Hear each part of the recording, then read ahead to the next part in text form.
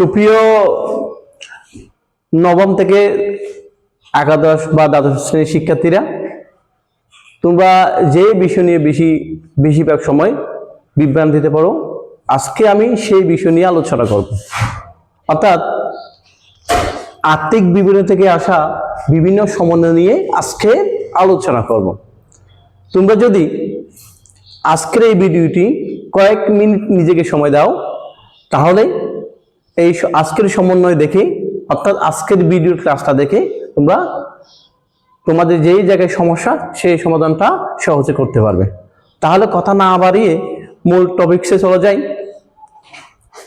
ধরো তোমার হচ্ছে রেওয়ামিলের মধ্যে তোমার লেখা আছে বেতন। আমি প্রথম হচ্ছে বেতন নিয়ে আলোচনা করি। বেতন, ধরো বেতন পাশে নিলাম তোমার হচ্ছে 10 মাস টাকা। ধরো তোমার হচ্ছে, আমি একটা আনুমানিক টাকা দিয়ে তোমাদের বুঝিয়ে দিচ্ছি। ধরো তোমার টাকা হচ্ছে 10,000 টাকা। অর্থাৎ রেওয়ামিলের মধ্যে তোমার হচ্ছে বেতন 10 মাস আছে, টাকা হচ্ছে 10,000 টাকা। এখন খেয়াল করতে হবে যে রেওয়ামিলটা দেওয়া আছে সেটা হচ্ছে তোমার হচ্ছে মাসের শেষ তারিখ কিনা, অর্থাৎ ডিসেম্বরের তোমার হচ্ছে 30 অথবা 31 তারিখ কিনা। তখন মনে রাখতে হবে আমরা যেটা হিসাব করব সেটা হচ্ছে পুরো মাসের, অর্থাৎ 12 মাসের যদি প্রশ্ন দেওয়া থাকে। ধরো আমি তোমাদের হচ্ছে 12 মাস হিসেবে দেখিয়ে দিচ্ছি কিভাবে এটা বের করব। এখন বেতনটা হচ্ছে কোথায় যায়? বেতনটা সাধারণত বিশদ আয় বিবরণীতে পরিচালন ব্যয়ে যাবে।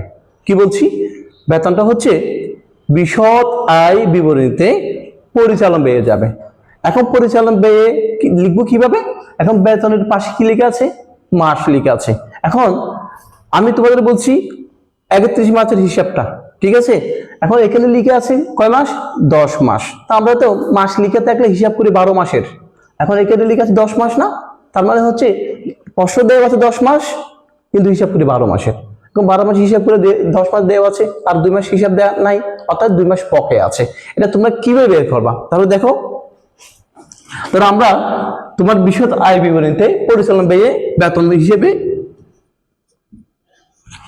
লিখে ফেলবো কয় টাকা? 10,000 টাকা।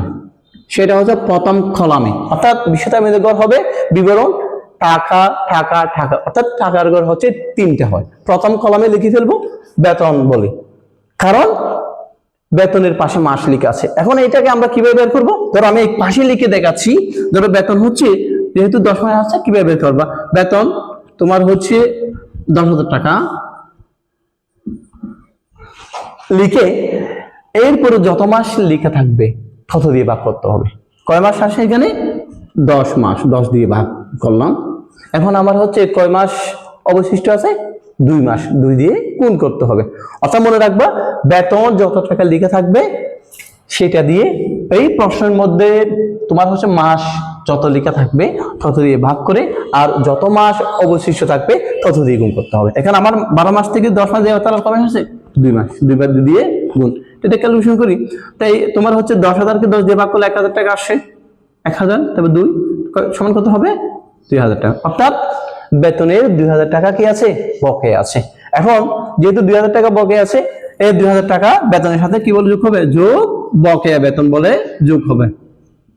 বকেয়া বেতন 2,000 টাকা যোগ করে টান দিয়ে মাঝের কলামে চলে আসবে 12,000 টাকা। এখন বকেয়া বেতন যে 2,000 টাকা বের করছি, আবার বকেয়া বেতনটা কি হবে? এই 2,000 টাকা যেটা বকেয়া বেতন বের হবে 2,000 টাকা, এই 2,000 টাকা এটা আর্থিক বিবরণীতে চলতি দায়ে যাবে। কিভাবে যাবে?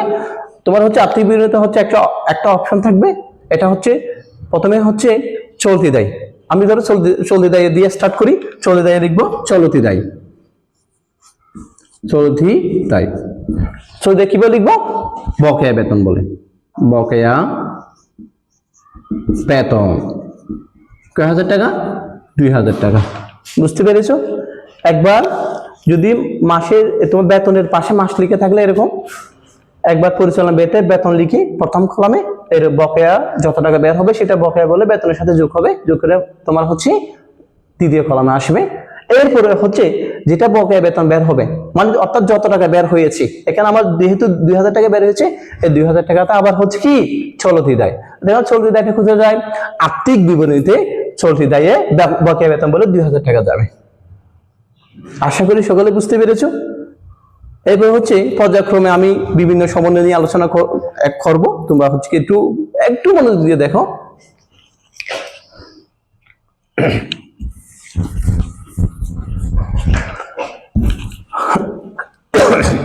ধরো আমি বেতনটা হচ্ছে এখন হচ্ছে 10 মাস দিয়ে আলোচনা করেছি, অর্থাৎ 12 মাসের চেয়ে কম নেওয়া হচ্ছে সমন্বয়টা কিভাবে হচ্ছে এন্ট্রি দেয় ওটা আমি আলোচনা করেছি। এখন হচ্ছে যদি 12 মাসের চেয়ে বেশি দিলে কিভাবে হবে এটা নিয়ে একটু আলোচনা করে দেখাই। খেয়াল করো, বেতন খাওয়া বেতন লিখি। বেতন হচ্ছে ধরো তোমার হচ্ছে 14 মাস, টাকা ধরো আমি দিলাম 14,000 টাকা। এখন আমি তোমাদের বলছি আমরা হিসাব করি 12 মাসের, এখানে দেওয়া আছে কয় মাসের? 14 মাসের। তার মানে 12 মাসের চেয়ে বেশি দেওয়া হয়েছে না। যদি 12 মাস অপেক্ষা যদি বেশি দিলে মনে রাখতে হবে সেটা হচ্ছে অগ্রিম দেওয়া হয়েছে, অগ্রিম দেওয়া হয়েছে। তুমি কিভাবে করবা? সে আগের মতো বিশদ আগ্রহীতে বেতন বলে টাকাটা লিখে ফেলবো। বেতন তোমার হচ্ছে কয় হাজার টাকা? 14,000 টাকা। এখন এটা 14 মাস টাকা কেমনি বের করবা? আমি তোমাদের এখানে রাফলে দেখাচ্ছি। 14,000 বেতন যত টাকা দেওয়া থাকবে সেটা দিয়ে যত বছর লিখে থাকবে তত দিয়ে ভাগ করব। এখন এখানে কয় মাস বেশি দেওয়া হয়েছে? 12 মাস যদি হিসাব করি 2 মাস, এই 2 মাস দিয়ে গুণ, তো ভাগ করলে 14 কে 14, 1000 গুণ 2 সমান এখানে কত টাকা বের হয়েছে? 2000 টাকা। এখন ও বকেয়া হলে যোগ করতে বলছি, আর অগ্রিম হলে সেটা কি যাবে? বাদ যাবে। এখানে কি যাবে? মাইনাস অগ্রিম বেতন কয় হাজার টাকা? 2000 টাকা বের হয়েছে, 2000 টাকা বাদ যাবে। বাদ দিয়ে প্রথম দ্বিতীয় কলামে যত টাকা আসবে সেটা বসায় দিতে হবে। এখন তোমরা প্রশ্ন করতে পারো, স্যার অগ্রিম বেতন যেটা বের হয়েছে, অর্থাৎ অগ্রিম বেতনের টাকা যেটা বের হবে, এখানে যেহেতু 2000 টাকা বের হয়েছে সেটা আবার অগ্রিম বেতনের টাকাটা হচ্ছে আর্থিক বিবরণীতে চলতি দায়ে যাবে, চলতি সম্পদে যাবে। কিভাবে লিখবা? আর্থিক বিবরণীতে একটা হচ্ছে চলতি সম্পদের একটা হচ্ছে অপশন থাকবে, এখানে লিখবা এটা 2000 টাকাটা হচ্ছে চলতি সম্পদ। এখন এই 2000 টাকা যেটা বের হবে সেটা কোথায় যাবে? আর্থিক বিবরণীতে, আর্থিক বিবরণীতে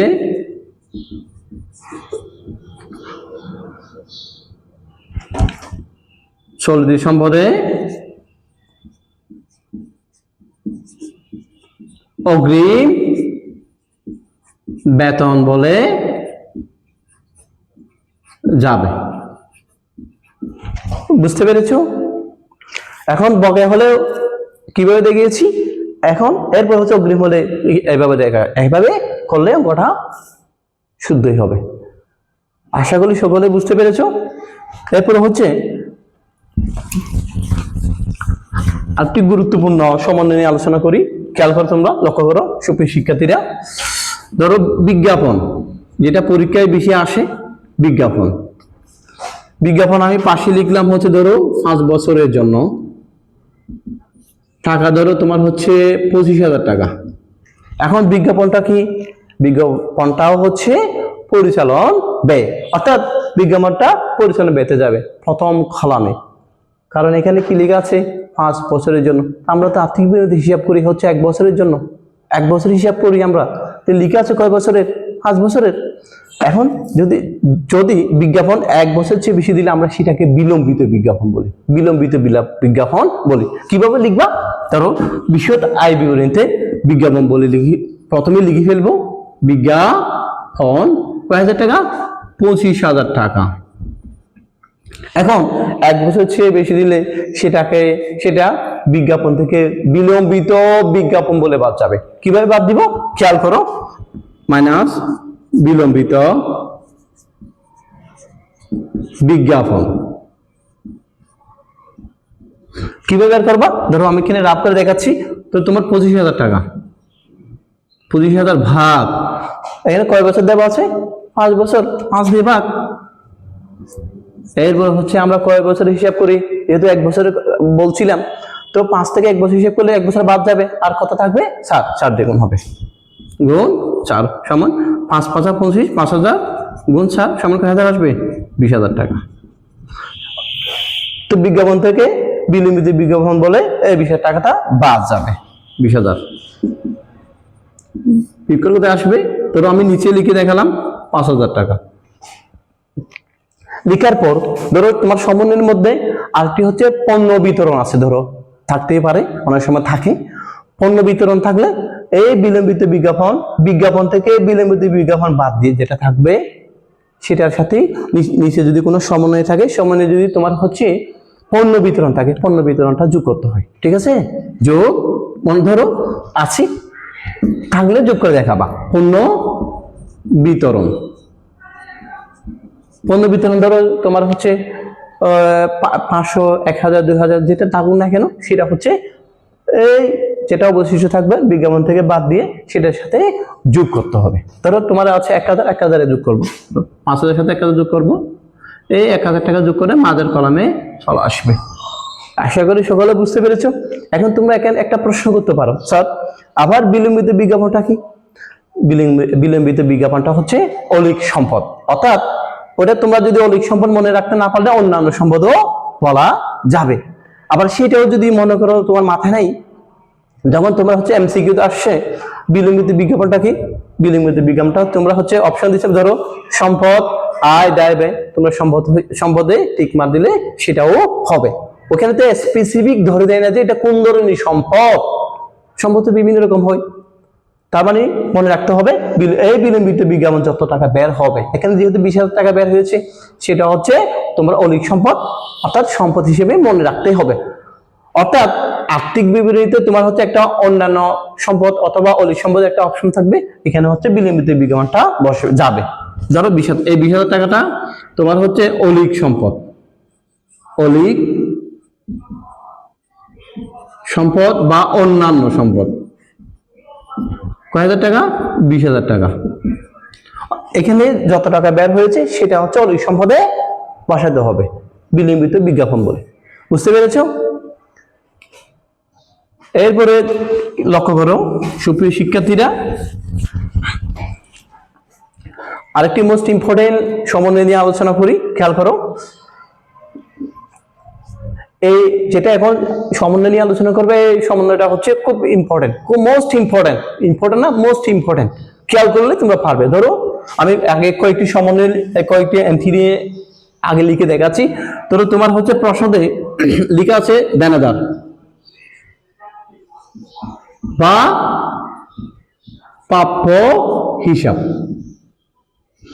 ধরো দানাদার বা প্রাপ্য হিসাব ধরলাম আমি কতের কথা 30,000 টাকা, 30,000 টাকা। এরপরে এরপর হচ্ছে ধরো তোমার হচ্ছে কুরিন ও কুরিন সঞ্চিতি। ধরো তোমার হচ্ছে ডেবিট দিকে আছে 3,000 টাকা, ক্রেডিট দিকে আছে 4,000 টাকা। তারপরে হচ্ছে এগুলো তোমার হচ্ছে কোথায় কোথায় থাকবে লেখা? রেয়ামিলের মধ্যে। এখন আমি সমন্বয়ের মধ্যে লিখে দেখাচ্ছি, খেয়াল করো। সমন্বয়ের মধ্যে লেখা আছে ধারে ধারে বিক্রয়, কয় হাজার টাকা? ধরো 1,000 টাকা লিখে আছে, অথবা এটা লিখে থাকতে পারে বিক্রয়ের টাকা 1,000, 2,000 টাকা হিসাবভুক্ত হয় নাই, এরকম লিখে থাকতে পারে। এরপরে ধরো লিখে আছে দেনাদারের আদায় যোগ্য নয়, কয় হাজার টাকা? ধরো হচ্ছে 1500 টাকা, এবং অবশিষ্ট দেনাদারের উপর অবশিষ্ট দেনাদারের উপর 5% কুরিন ধার্য খরচ, এরকম লিখে থাকতে পারে। ঠিক আছে, এখন এরকম লিখে থাকলে তোমরা হচ্ছে এই কুরিন ও কুরিন সঞ্চিতিটা কিভাবে প্রশ্ন দিবে খেয়াল করো। এখন কুরিন ও কুরিন সঞ্চিতি কোথায় যায়? কুরিন ও কুরিন সঞ্চিতিটা হচ্ছে পরিচালন ব্যয়তে, বিশদ আয় বিবরণীতে পরিচালন ব্যয়তে যাবে। কিভাবে যাবে খেয়াল করো, আমি কোথায় লিখে দেখাচ্ছি। কোথায় লিখে দেখাবো, তোমরা ধরো আমি এখানে লিখে দেখাচ্ছি। ধরো তোমার হচ্ছে কুরিন, প্রথমে হচ্ছে কুরিনটা লিখে, প্রথমে হচ্ছে এর আগে হচ্ছে তোমাদের একটি টেকনিক দেখে দিব কিভাবে দেনাদার বের করতে হয়। দেনাদার সেটা আগে শিখিয়ে দিচ্ছি। প্রথমে হচ্ছে দেনাদার বা প্রাপ্য হিসাব কিভাবে বের করতে হয়, সেটা যদি তোমরা বের করতে পারলে এই কুরিনের টাকাটা বের করা একদম সোজা হয়ে যাবে। ঠিক আছে, তাহলে আগে তোমাদের দেনাদারটা শিখিয়ে দিচ্ছি। দেনাদার প্রথমে ধরো দেনাদার বা প্রাপ্য যেটা লিখে থাকুক না কেন সেটা লিখে ফেলবো। প্রথমে দেনাদার আমার এখানে কয় টাকা লিখেছি, 30,000 টাকা। লিখার পর কোন সমন্বয়ের মধ্যে যদি কোন ধারে বিক্রয় লিখে থাকে, অর্থাৎ কোন বিক্রয়ের টাকা যদি তোমার হিসাবভুক্ত না হয়, সেটা দেনাদারের সাথে অলিখিত বিক্রয় বলে যোগ হবে। এখানে যেহেতু আমি লিখেছি ধারে বিক্রয়, সেটা ও দেনাদার বা প্রাপ্য হিসাবের সাথে অলিখিত বিক্রয় বলে যোগ হবে। যোগ অলিখিত বিক্রয়। এখানে কয় টাকা লিখেছি, 1,000 টাকা। 1,000 টাকাই হবে। হওয়ার পর আসছে কত, 31,000 টাকা। যোগ করার পর যদি কোনো সমন্বয়ের মধ্যে আরেকটি জিনিস তোমরা খেয়াল করবা, দেনাদারের কোনো টাকা যদি আদায়যোগ্য না হয়, আমরা সেটাকে বলি অনাদায়ী পাওনা। অনাদায়ী পাওনা। তার মানে মনে রাখতে হবে অনাদায়ী পাওনার বলে যেহেতু দেনাদারের পরিমাণ কমে যায়, সেজন্য হচ্ছে ও যেটা দেনাদারের টাকা আদায়যোগ্য হবে না, সেটা হচ্ছে দেনাদার থেকে, এখানে যেহেতু কুড়ি আছে কুড়ি বলে বাদ যাবে, অথবা যদি লিখে থাকে অনাদায়ী পাওনা বলে বাদ যাবে। ঠিক আছে, তো বাদ দিব কি, কিসের মাইনাস কুড়ি বা অনাদায়ী পাওনা। অনাদায়ী পাওনা কয় টাকা আছে, 1500 টাকা। 1500 টাকা বাদ দিব, আর কত হবে, 29,500। বিয়োগ করার পর এখানে বলছে অবশিষ্ট, অর্থাৎ বিয়োগ করে যেটা থাকবে সেটার উপর কয় পার্সেন্ট সঞ্চিত করতে বলছে, 5%। সেটাও কি যাবে, বাদ যাবে। তো ধরো এখানে যেহেতু জায়গার সংকুলনের কারণে হচ্ছে আমি প্রথমে এটি একটু মুছে দিয়ে দেখাচ্ছি। মাইনাস কুড়ির সঞ্চিতি। কুড়ি সঞ্চিতি কয় টাকা, কত পার্সেন্ট বলছে, 5%। তাহলে 29,500-র মধ্যে 5% কয় টাকা বের হয় একটু দেখি, খেয়াল করো। তোমার হচ্ছে 29,500, এর মধ্যে 5% না, 5%, তাহলে আস্তে আস্তে তোমার হচ্ছে 1475 টাকা। 1475 টাকা। তো 29,500 থেকে 14,075 টাকা বাদ দিয়ে যেটা হবে সেটা হচ্ছে দেনাদার বা প্রাপ্য হিসাব। আশা করি সকলে বুঝতে পেরেছো। এটা দেখার একটা বিশেষ কারণ হচ্ছে, কারণ আমি যাচ্ছি মেইন টপিকসে যাচ্ছি, খেয়াল করো। এরপরে কুরিন সঞ্চিতিটা কিভাবে পোস্টিং দেয় এটা দেখানোর জন্য আমি তোমাদের এই পার্টটি দেখিয়েছি, খেয়াল করো।